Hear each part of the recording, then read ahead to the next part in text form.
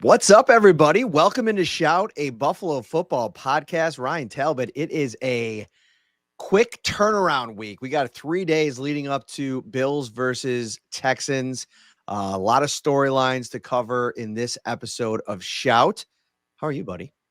I'm doing great. Like you said, quick turnaround week for Shout and the Bills here as we get, ready for a Thursday night football matchup against the Houston Texans.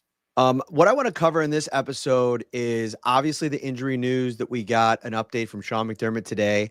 Went back and watched a good chunk of the game from yesterday. I want to get into Deion Walker, who I think we didn't talk maybe too much about yesterday. He ended up being one of the top graded PFF folks. And then, obviously we'll cover Keon and what the injuries mean for him, a little bit of a deeper dive there. And then we'll see where we're at. As always, if you want to join the conversation, we are streaming live on YouTube right now. You can join there on X or Facebook. Throw a question, throw a comment. We'll get you involved in the chat. And the easiest way to get to us is by texting us on the Insider text line, 716-528-6727. That's the best way to check in with us. Ryan, why don't you break it down? What are the two big injuries from today?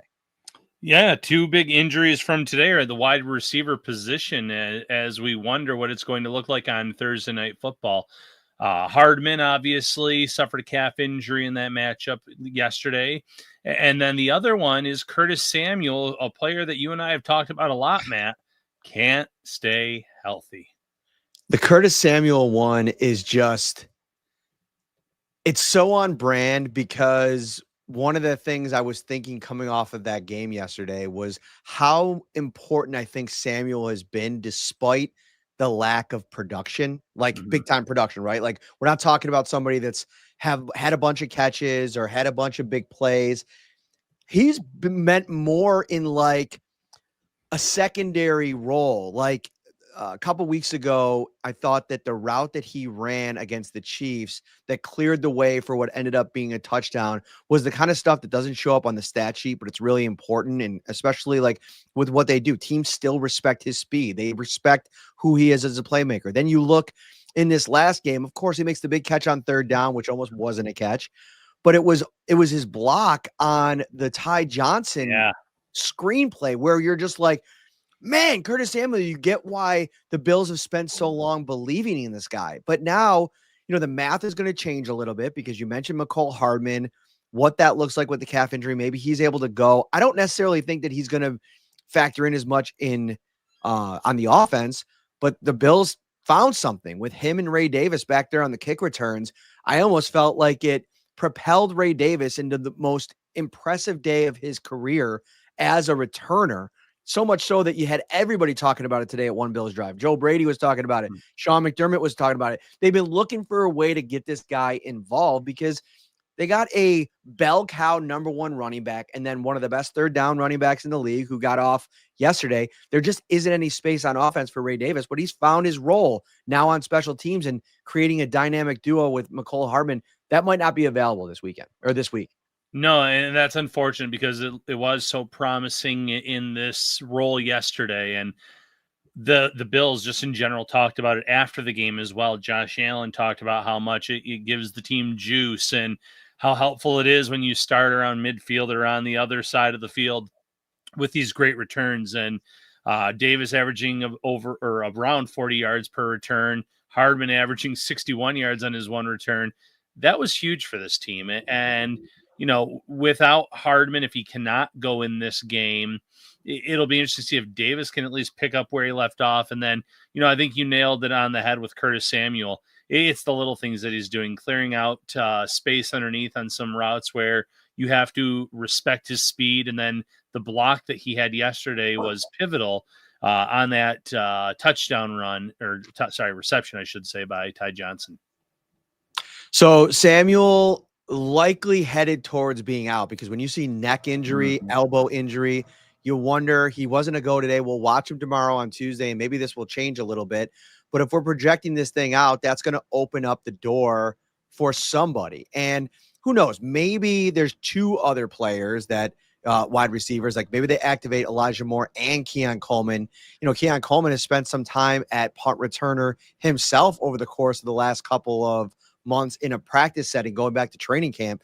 maybe they roll him out as a punt returner just to see if he can add value somewhere else. It hasn't necessarily come as much on the offensive side. And our good buddy Pops Mafia in the chat here, shout out to him. I saw him, pictures of him at the game making his grand return to Highmark Stadium after open heart surgery. So I want to give him the shout out on the show. Saw him hanging out with Reggie Gilliam before the game, so very cool there. Reggie it was such a cool story.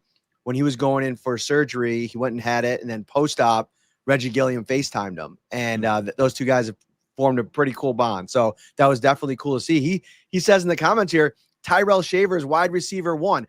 All right, I don't know if this Bills team has a wide receiver number 1, but Shavers showed that he's capable of having that kind of game, and I don't think you mess around too much with what's working. And I think you're going to see Gabe Davis. I think you're going to see Tyrell Shavers and Khalil Shakir and Joshua Palmer, who's also on the injury report, by the way. He was limited today. Did you see the designation? Yeah, let me go through it right now. I have it in front of me. I want to see if it was the ankle. Yeah, knee ankle. So it's the same thing that he's kind of been dealing with, which, gives you pause, but you're excited that it's only limited and not being held out of practice. He's really important. We saw how much, just him being out there opens things up. But what we'll see, the Bills are banged up at the position, but Sean McDermott sent a very specific message. And it was interesting hearing him talk to Keon Coleman, hearing him talk about him today and what this could look like long-term. And the quote to me that really stood out is, if you grow from this, you can get back into the program. I'm paraphrasing here. I'll bring up the exact quote here in a second. You can get back in the program here. If not, you won't. And that's, I think, the most important part of this Keon story when talking about it is a young player, a 22-year-old kid who's got to figure it out, right? Like, he's got to figure it out. The teammates have been supportive. The coaches come out, and as harsh as maybe the benching was, stood behind him and offered support for him, says they still believe in him. The quote was, I have it up here right now. There are different paths, because it was a great question, actually, by John Warrell from the Associated Press. He said, you look at a guy like Tyrell Shavers, who's had this coming out party, and his story is so well documented, undrafted free agent, not drafted by any team, hanging around in the practice squad, is in the first one in the building every week, every day, spending all that time working. And is it maddening to have that story up against the Keon story, a second-round draft pick who just can't seem to figure it out? And Sean said there are different paths or journeys.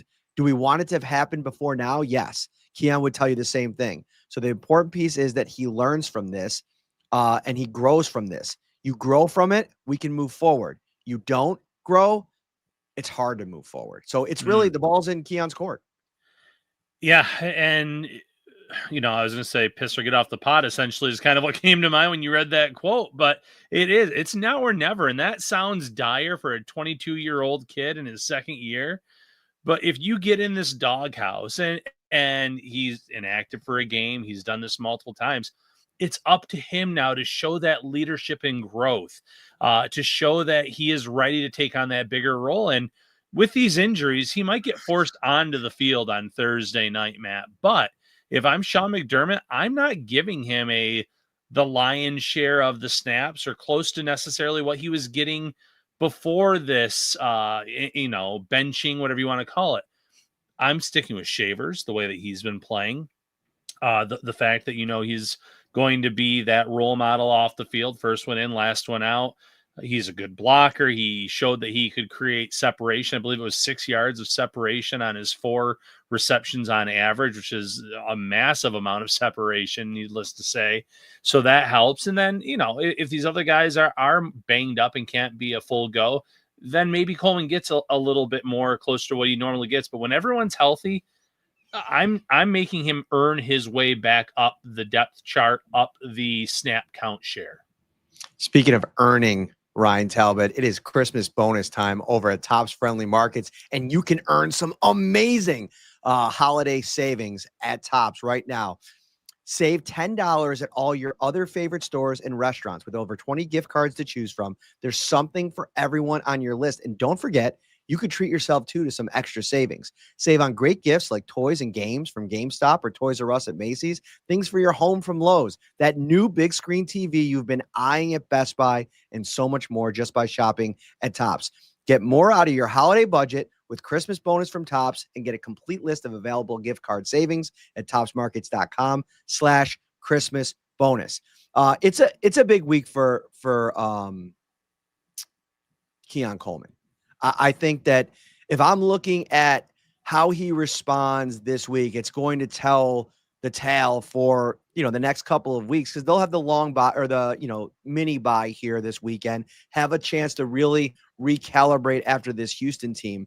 But I think nothing's been decided yet. I think what happens inside the building on Monday and Tuesday is going to determine where Keon lands, because I think the Bills will be plenty confident going into that game, letting Shakir return the punts, letting Ty Johnson and Ray Davis handle the kick return duties on the road against Houston, and then going with 5 wide receivers. When you got Gabe Davis, Palmer, Shavers, Shakir, and then bring back up Elijah Moore, I think that that's something that they could definitely consider. All right, we have a super chat here from Boom Boom himself, Mr. Mark Bouchard, one of our insiders.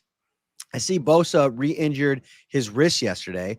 What are your thoughts on him staying healthy in December into January? Should they cut back on his reps to make sure that happens? I think that's a great observation and a great question, Ryan. Yeah, it is. The problem for the Bills is they can't stay healthy on the D-line or anywhere for that matter this year. They're short men on the D-line, especially coming off the edge. And we've seen now 2 games in a row, the Bills have been using defensive tackles at times at the DN position. And it's hard to save Bosa for the playoffs and late in the year if you're that short already and he's already playing such a big role. So in an ideal world where the Bills are all very healthy and there's no issues, yeah, you would be limiting his snap count. You would be putting him out there in more obvious pass rush situations because containing the edge obviously has been a little bit of an issue for him. But right now, it's the problem is the Bills don't have many other options. Yeah, and you look at his snap count, and it actually is down a little bit from some of the games that he's played in. I mean, yesterday was 61%. He was the top defensive end in terms of snap counts. And listen, the hard truth of the matter is, in an ideal world, to your point, sure, you'd love to keep him fresh and have him available late in the year, but you got to win these games. You're sitting here and we're looking at a AFC playoff picture where, you have to bring your best effort week in and week out. You don't have the same luxury that maybe a Patriots team does or a Colts team does. It's playing maybe a little bit of a lesser schedule. Now, the Bills don't have a super tough schedule, don't get me wrong, but you need your best players. And Joey Bosa is making $12.5 million this season. He is your top earning edge rusher until that extension kicks in for Greg Rousseau next season. So, yeah, it's a tough balancing act. And, Sean has to, talked about the balancing act in so many different ways. Hardman goes out this week and now you're stretched thin somewhere else because you got to play Khalil Shakir at punt returner. Maybe you'd like him not to have to play as much. And you're facing all these kinds of decisions. But to me, Bosa being healthy in December and January, to me, if he's not, it's a non-starter when it comes to talking about a Super Bowl run. Because I think he's as important to a Super Bowl run as any other player not named Josh Allen on this roster. He has been one of the premier edge pass rushers in the NFL this season, and it hasn't been particularly close. I mean, it's him, it's Will Anderson, it's Micah Parsons. I mean, he has elevated himself back again into that elite tier. And I think the Bills, who have struggled so much against the run, part of the reason they've been so good against the pass is because of, Joey Bosa in part and what they've been able to do up front. Yeah. If the Bills could get away with it, you would keep him fresh. But TJ Sanders, Jones, the game before that, playing on the edge, it hasn't brought great results. And you appreciate what these guys do and doing their best in those trying times. But they're not going to be able to pressure the quarterback and get home the way that Bosa can. So you're hoping that the Bills can find a way to keep him healthy while playing him quite a bit. And I see in the comments here, should Brandon Beane have traded for an edge at the deadline? if he could see into the future and know that Landon Jackson was only going to be able to play 2 snaps before suffering a serious injury and having all of these things happen, almost like a domino effect, I'm sure he would have been maybe more aggressive at that position, but he clearly was looking more so at wide receiver and even defensive tackle more than an edge rusher. I think Fox maybe is in the running to be Yeah. elevated this week, and that could maybe take some of the pressure off some of these guys. It also felt like AJ Epinesa coming off that concussion.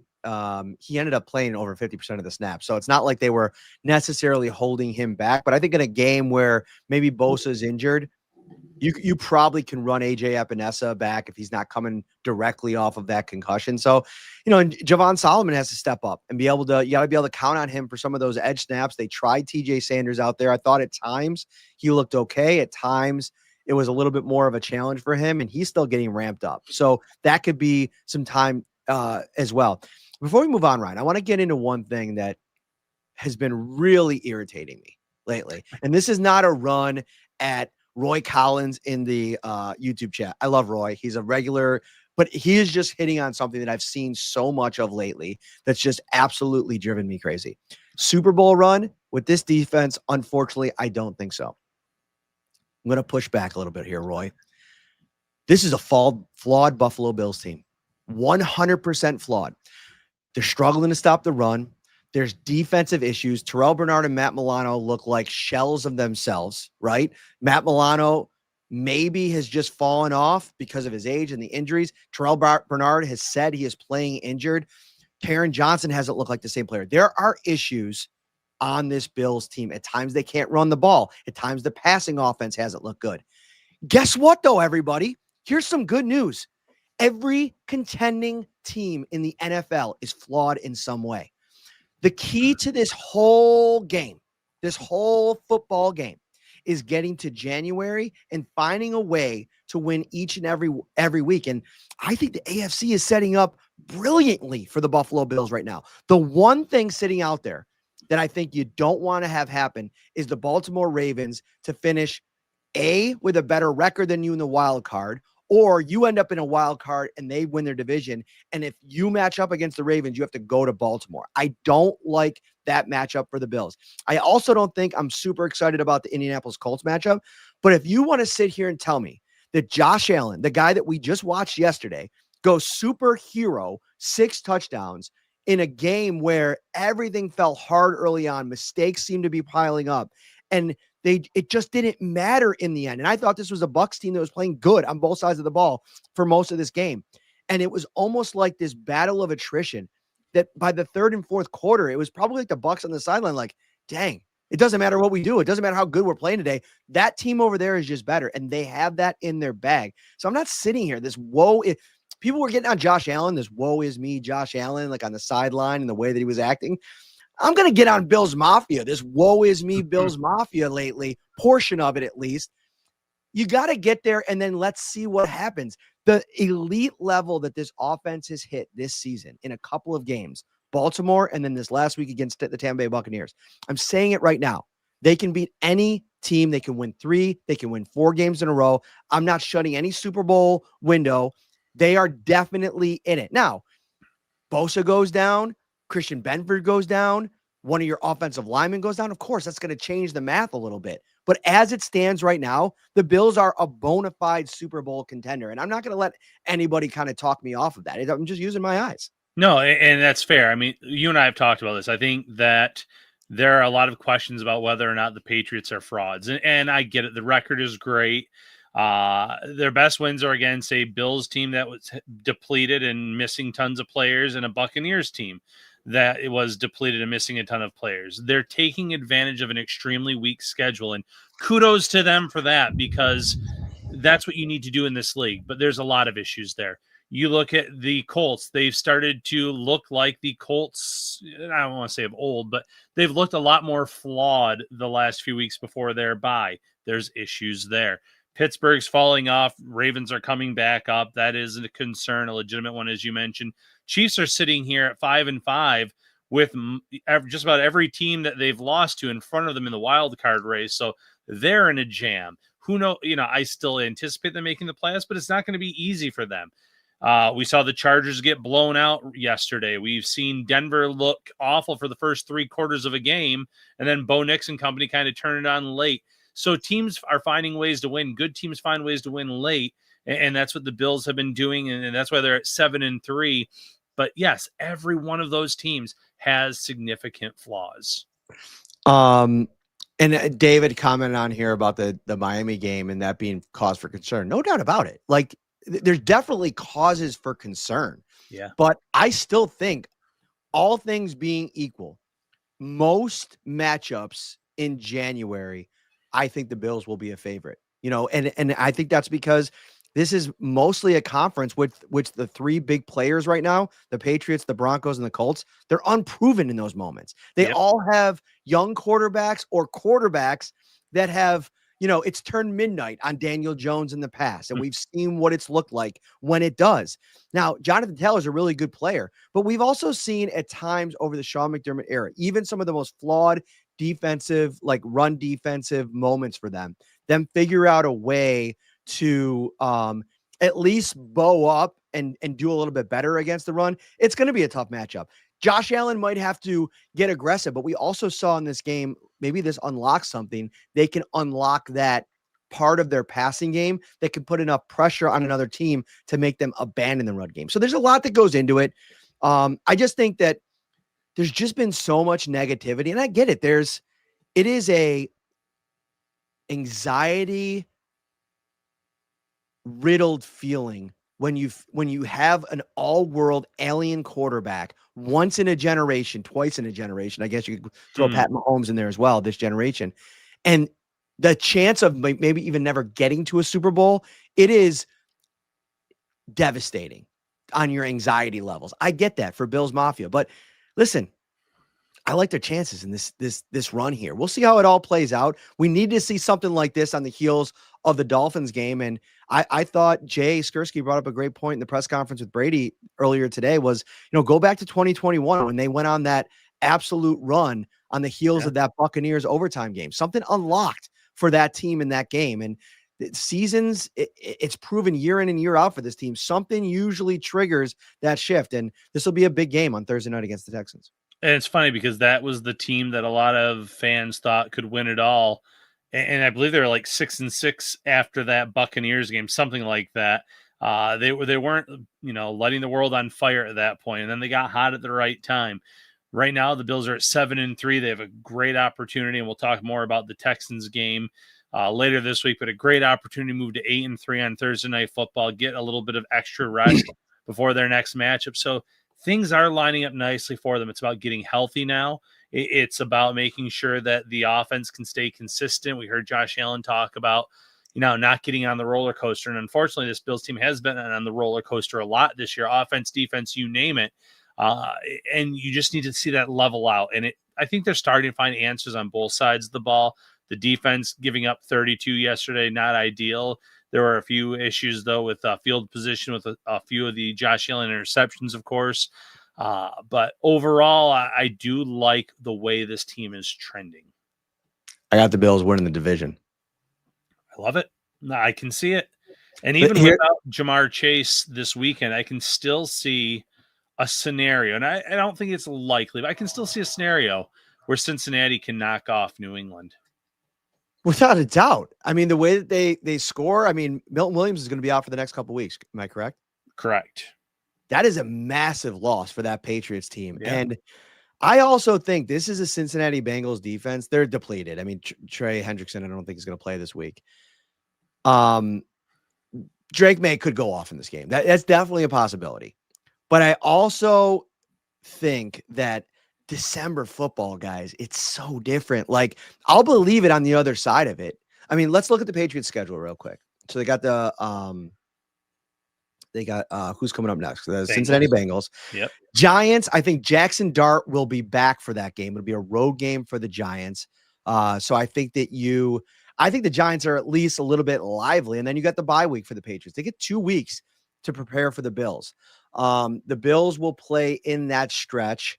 Is that Pittsburgh? Houston. Who's on the other side of Houston? going to pull up their schedule. Yeah, I don't know. I thought you had it in front of you.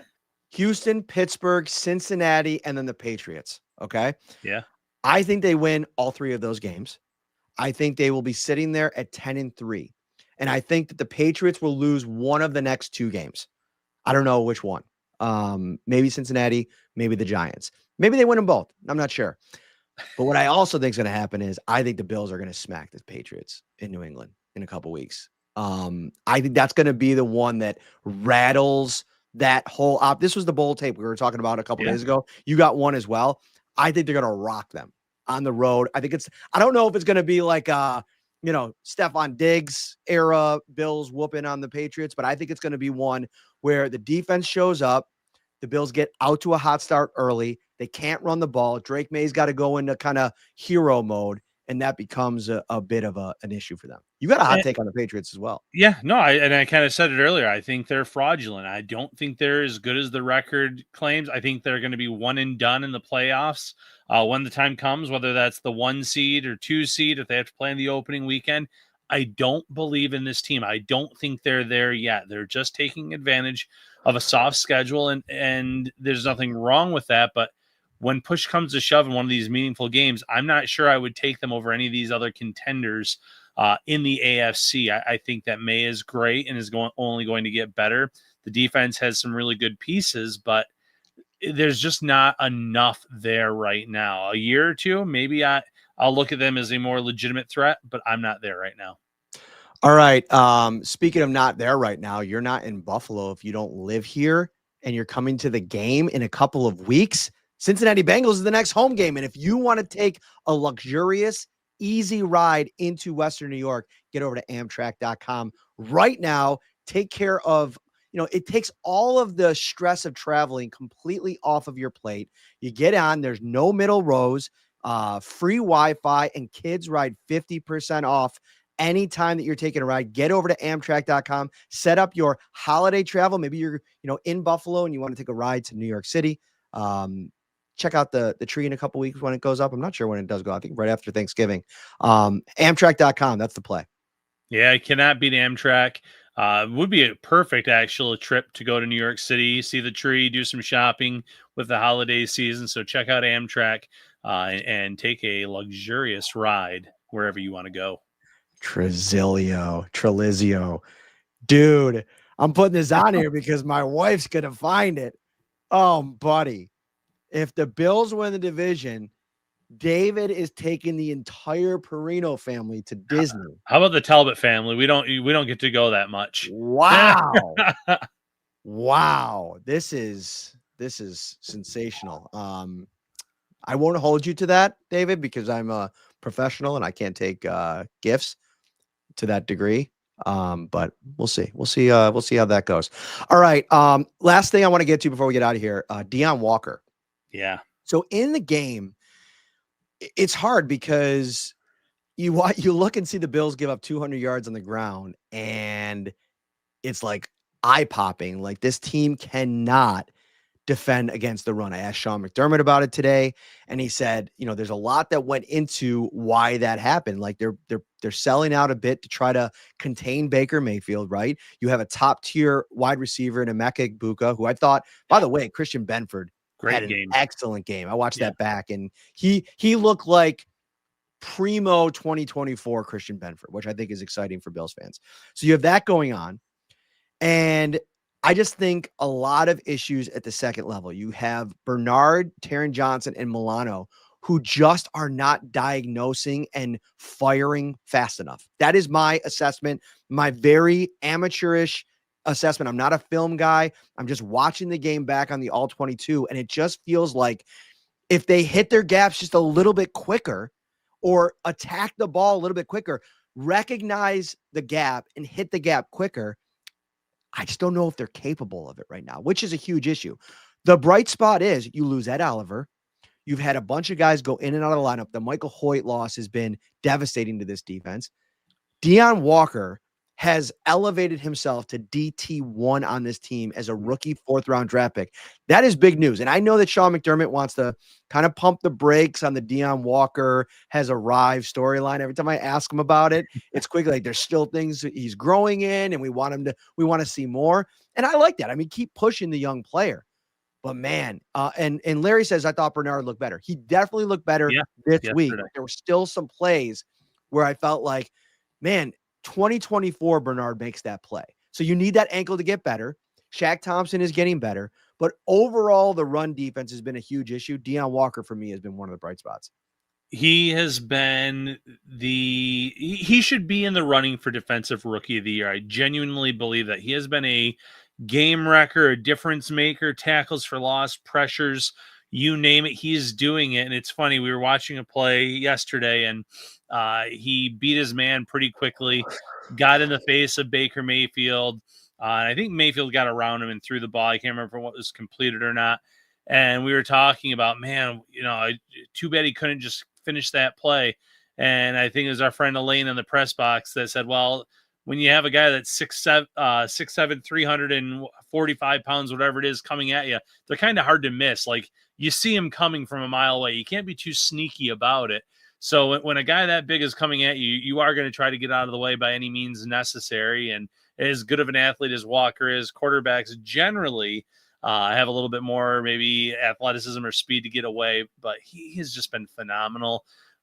Steal of the draft, you could probably say, and I know a lot of teams could probably come up with someone, a day 2 or day 3 pick where they're thrilled with in their own class, but Walker has been in a league of his own, in my opinion, in terms of exceeding expectations.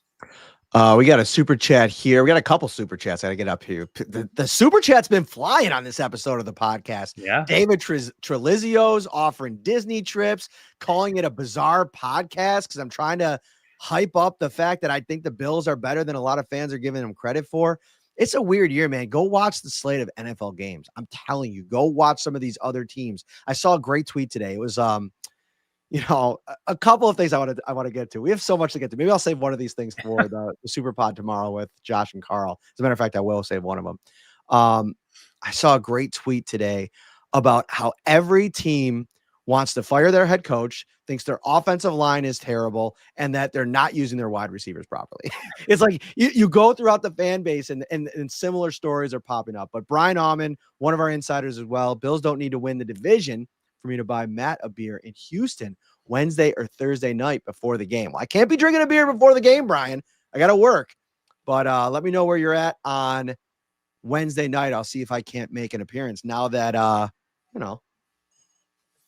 we're back, baby. The boot's gone, Talbot. It is. I will say, though, I went and got my MRI today for a little quick update. I got the results of the MRI back today. So it's a fully sprained ankle, severe sprain. I tore all 3 tendons in my ankle, the outside, the inside, and the one on the front here. And I broke my 5th metatarsal bone. That was the crack that I heard when I came down on it. Good news is no surgery needed on any of those fronts. It's all going to heal naturally. But what he said is, like, this is why people say sometimes you wish you would have broken it, because over the course of time, you'll get pockets of swelling coming out of nowhere. You'll start, especially when you start to like run on it again, which he said probably not going to be able to run on it again for like 3 months. You're going to start to deal with that issue as well. So, but we're good. We're back. I might still travel with the boot because I've noticed today I've walked on it and been a little bit more aggressive on it today more than any other day. And it's bothering me a little bit. So we'll see. Mark Bernard, I think now that the passing game is back, I still Bill Eve. Got that one, Mark. Good job. All right. Final thought, Talbot. Final thought. It's a coming off of a great win against a strong Buccaneers team, a team that can be as dangerous as any in this league. I need to see consistency on Thursday Night Football. I think we will, but until we see that consistency, then I can see why fans still have some questions and concerns about this roster. I definitely have questions and concerns about this roster. I definitely have questions and concerns about their ability to go on a Super Bowl run. but I have just as many questions about some of the other contenders in the conference, especially. And I think that's why I have the takes that I had today. And so we'll see if they're right. We'll see. I've been wrong before. Trying to give you all a little hope. That's just what I'm thinking. Mark Bouchard, one more big one at Turning Stone. I'll buy you a beer. When are we going to Turning Stone, Talbot? Hey, Thursday, December 18th. We will be there. Looking forward to it. I always enjoy coming to Turning Stone. It's a great time. If you're in the Syracuse area or just looking for something to do, come and join us. We always have a blast at Turning Stone. Two quick things before we get out of here. Tomorrow is the Super Pod with Josh Reed and Carl Jones. The collab Bills kickoff live makes me want to shout. And then Wednesday will be our preview episode. I think I'm going to do it from what's the stadium out there? NRG, isn't it? Yeah, NRG Stadium. Nailed it. That was our first trip together, dude. Yeah, we actually stayed in the same hotel. Wild card. Yeah, we'll give you those stories on the next podcast. Gosh. And Randy, yes, you're right. 3 ligaments, not tendons. Excuse me. Sorry. All right, I'm out of here. Take care, everybody.